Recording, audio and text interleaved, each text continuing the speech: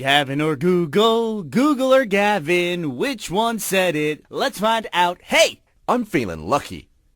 The first phrase that I gave to both Gavin and Google is, can you break? First return, can you break your own neck if you really wanted to? The others return, can you break your lungs if you only breathe in? Lungs is Gavin. Your own neck is Google. Gus, you are correct. Hey. Gavin wanted to know if you could break your lungs How if do you you only break a lung? When you breathe, you pull out your rib cage, right? And that just sucks air in your lungs. Right. So if someone got your rib cage and just like yanked on it, air would fly in and explode your lungs. Yeah, that's not you breathing in too much. That's a motherfucker yanking on your Oh, ribs. yeah. It's like if somebody shoots you in the head, it's not the air that got in that killed you. It's the person who shot you in the head. Doctor, what do you think happened to this patient? He has air on the brain. All right, the next question was, this involves babies. Do babies, ... First question was, do babies poop in the womb? The other one was, do babies float? Well, assuming that do babies float is Google makes me really concerned about the health of our babies in this country. It's like, I've got this new baby. I wonder if it's going to float. Or maybe it's people just trying to solve a really weird, like, physics homework problem. I think do babies float is Google. It turns out that Gavin wanted to know, do babies float? What the fuck is wrong with you? Well, I'd heard of babies being born in water, and I thought, that's pretty cool. But then I just thought, well, what happens next, though? They've got a guy with a pool skimmer on the side of the water, like ready to scoop the baby out. He's like, I caught a dead possum with this thing. The baby's no problem. all right, why can't a dog? Either Gavin or Google said, why can't a dog just relax when the doorbell rings? That's Gavin. I didn't hear the next one. All right, you're committed. And then the other one was, why can't a dog and cat breed? Oh, I think you may have fucked up. There's no way Gavin's that dumb. Jack is correct. Yes! I'm willing to bet that's because you now have a dog, right?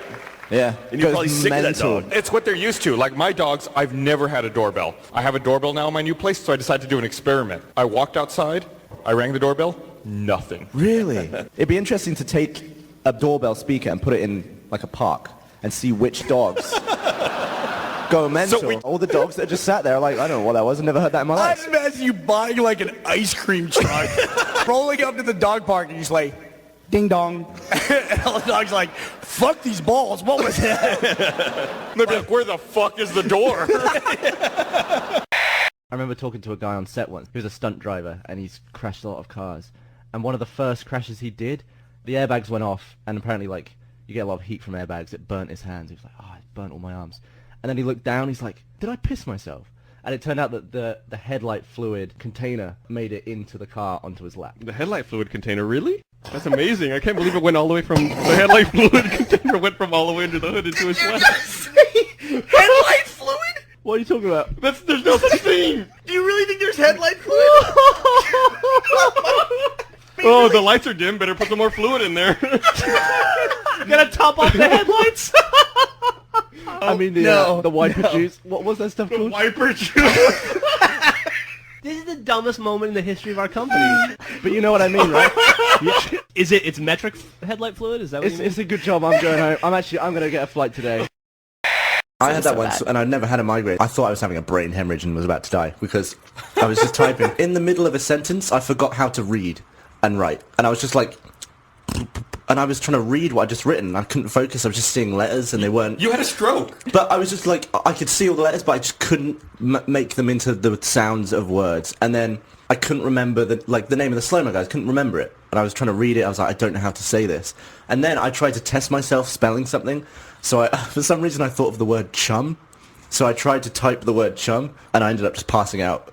And then when I woke up, I'd written the word jums. And that's why... You had a stroke. It sounds like a stroke to me. I had a similar thing where I lost my vision. I just went from stood up to on the back of my head. Yeah. My vision just blurred into one big colour. And apparently then I sat down in a puddle and just was looking around. And basically I went blind for 3 days. Because all the vision is on the back of the brain, so I just bruised it, apparently. Jesus Christ. That's fucked up. And I remember being in bed thinking, I'm going to throw up so bad because I was concussed. I remember crawling on my hands and knees because I knew where my toilet was. So I crawled into the toilet, threw up and crawled back. And my dad came in, he was like, You just threw up on the top of the toilet. Like, Yeah, I gotta say, what a caring father. You're gonna clean that up, Gavin. Did you like tape a sponge to one hand and like clean it to the other and like you go crawl back over there and clean it up? The first day that we were in VidCon, at 3 a.m. I get a phone call that wakes me up, and it's Gavin saying, Gavin, which meant come out and take care of me. This motherfucker, he was so drunk, it was unbelievable. I'm in his hotel room, and I'm just sitting there trying to coax him to bed, and I'm like, go to bed. I just keep repeating to him, go to bed, go to bed. He's constantly trying to tackle me, constantly trying to knock the phone out of my hands, and I'm like, Gavin, go to sleep. He gets a $6 bottle of water, uncaps it, and then just starts splashing it on me, like just dousing me with water. All the water goes in the first douse. I'm just like flailing an empty bottle at him. I finally got him into the goddamn bed, and I go, all right, I'm leaving. I leave, I go down the hallway. Sure enough, I hear pop, pop, pop, pop, pop as I get in the elevator. Gavin's in the elevator now, and I'm like, son of a bitch.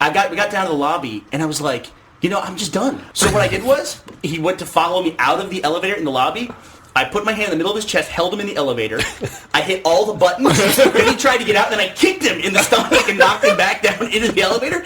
And I pointed at the buttons and I said, somebody on one of these floors will take care of you. And that's it. And I let the door shut and I went home. See, I never get attention like that unless it's from dudes. What do you mean? I was on set once. We were on a cooking show. This guy was cooking all these recipes. So the camera is looking at him, and I'm attached to the camera with a cable looking at what the camera sees, but I'm off to the side. But in between all the takes, he was always looking to the side on the screen. I was like, what is he looking? Oh, he's looking at me. So he didn't know I could see what the camera was seeing. And apparently he goes up to the director and goes, who's that young man? He's beautiful. And then at lunch, the director came over and said that this TV chef, he's got a real thing for you. He's a big fan. A big fan? And it all made sense because in between takes as well, he would like cook me up these little nibbles and stuff. He'd be like, what do you think of this one? I'd be like, well, it's great. And I was just waffling down. And I didn't realize it was flirting until it was too late. You're like gone home, you're like, oh shit, Yeah, so- I could have I lost my chance. Anyway, so I'm only there for 2 days, but the whole shoot is 3 months long. Apparently they couldn't get him to look up at the camera enough. So the producer went online and went onto my Facebook and printed out my profile picture and taped it to the top of the camera to get him to look to the thing. And about 6 or 7 months later, this was probably Christmas time, someone got my mum his cookbook. You're like, that's the dude I banged on set. In the front page of the book, he's got all his thanks and stuff. So it's like, thanks to the lighting guy. And he lists all these names, and at the end it just says, and Gavin. My rock. Because they leave a load of stuff in space sometimes, like space debris. Yeah. I was thinking, well, surely they're going to run out of room. But then you realize that the sky is bigger than the ground. This is science. The sky is bigger than... That's the next t-shirt, Gavin Free. The sky is bigger than the ground. Can you hear through your head? Space gravity is different to planet gravity. Space gravity is different than planet gravity. How do you know that your brain is like? This go on. Not so much now, but say this is pre-medicine, and you're just a dude, and you're like, hey, I'm a dude.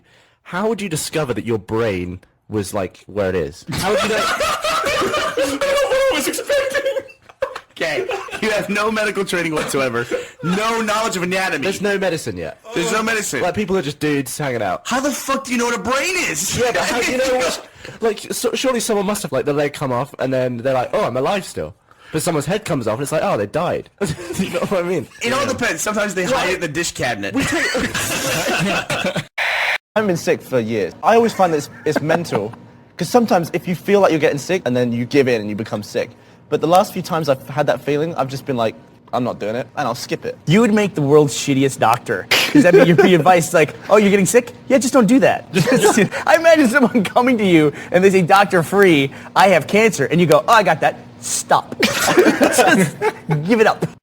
Dude, I found a creeper that doesn't want to hurt me. Baby, don't hurt me. Ah, Don't hurt me. No more. I got a friendly creeper. All right, buddy. You want to come with me? He is going to detonate and blow your dick off. Look at all the stuff you're going to lose. I want you to just take all that in for a minute, Gavin, because you're going to not see it in a minute. Nah, no, he's good. Look. You want a bone? You want a bone? Yes, you do. Have a bone. You like bones, don't you, little buddy? All right, he doesn't like bones. I'm just going to leave him. What's going on? I think I found my parents. Dad? Is that you? They're not blowing me up. All right, Gavin's gone native. He's getting raised by the locals now. I'm glad that I've got some family members now. Ah! All right. Well, okay. There go my parents.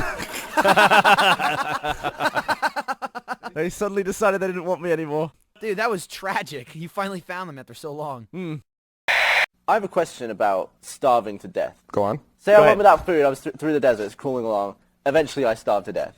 Right. Say, 30 seconds before I starved to death, a dude held a sandwich. I wouldn't just die, would I? I'd be like, there's a sandwich, I'm going for it. And I'd live longer to get to the sandwich.